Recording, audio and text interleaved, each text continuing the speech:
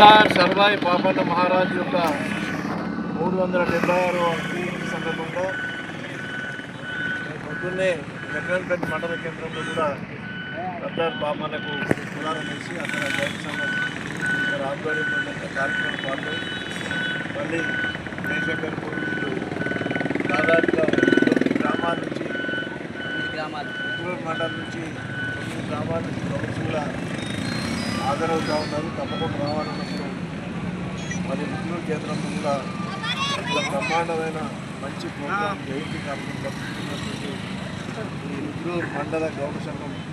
అదేవిధంగా రుద్రూరు గౌడ సంఘం యొక్క గౌడ సంఘాలందరికీ అభినందన తెలియజేస్తూ ఈరోజు 376 సంవత్సరాల కింద జన్మించినటువంటి సర్దార్ సర్వాయి పాపన్న మహారాజ్ చాలా బీద కుటుంబంలో పుట్టి మరి గీతా కార్మికుడిగా కళ్ళమ్ముకునే వృత్తిలో ఉన్నటువంటి సర్దార్ సర్వాయి పాపన్న ఆ రోజు పరిపాలిస్తున్నటువంటి మొఘల్ సామ్రాజ్యం మరి దాఫేదారులు ఎవరైతే గ్రామాల్లో వచ్చి పేదవారిని హింసించి కళ్ళు ఉచితంగా, రజకుల దగ్గర బట్టలు ఉచితంగా ఉప్పించుకోవడం, అదేవిధంగా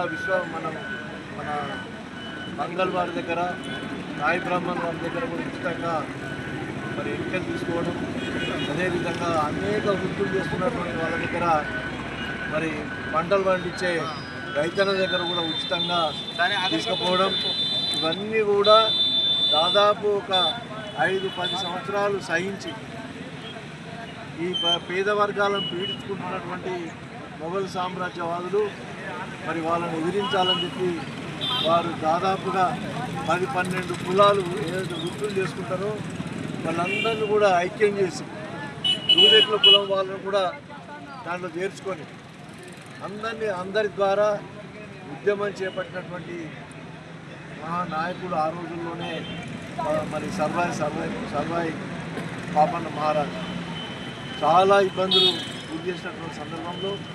మరి వారు మొఘళ్ళతో పోరాడి, ఆనాడున్నటువంటి నవాబులతో పోరాడి దాదాపుగా కొద్ది రోజుల్లోనే విద్యను కూడా నేర్చుకొని మరి దాదాపు ఒక 12 మందితో ఉద్యమాన్ని ప్రారంభించి వేలాది మంది ఆయన వర్గంలో చేర్చుకొని పోరాటం చేసి మొట్టమొదటిసారి కిలాష్పూర్ కోటను స్వాధీనం చేసుకొని ఆ కోటకు మహారాజు అయినటువంటి వ్యక్తి సర్దార్ సర్వాయి పాపన్న మహారాజ్. ఆ విధంగా దాదాపు 11 నుంచి 19 కోటలు, కిలాష్పూర్ కోట కానీ, భువనగిరి కోట కానీ, ఇలాంటి కోటలు 19 కోటలు జయించి మరి అక్కడ ఉన్నటువంటి ఎవరైతే రాజులు ఉన్నారో వాళ్ళందరినీ జయించి రాజుగా అయింది. అదేవిధంగా ఆయన ఉద్దేశం అది సైకల్ ఐలమ్మ లాంటి మరి మహనీయుల యొక్క సహకారం తీసుకొని ఆనాడు ఇదంతా కాదు, ఈ కోటలతోనే న్యాయం జరగదు, అట్టడు బలైన వర్గాలకు అని చెప్పి భావించి కొట్టాలా, గోల్కొండ కోట కొట్టాలని చెప్పి గోల్కొండ మీద కూడా సుమారు ఒక 12,000 మంది సైన్యంతో దాడి చేసి గోల్కొండ కిల్లాను కూడా కొట్టి మొఘళ్ళను పరారు చేసి మరి గోల్కొండ కిల్లా కూడా రాజైనటువంటి మహనీయుడు సర్దార్ సర్వాయి పాపన్న మహారాజ్.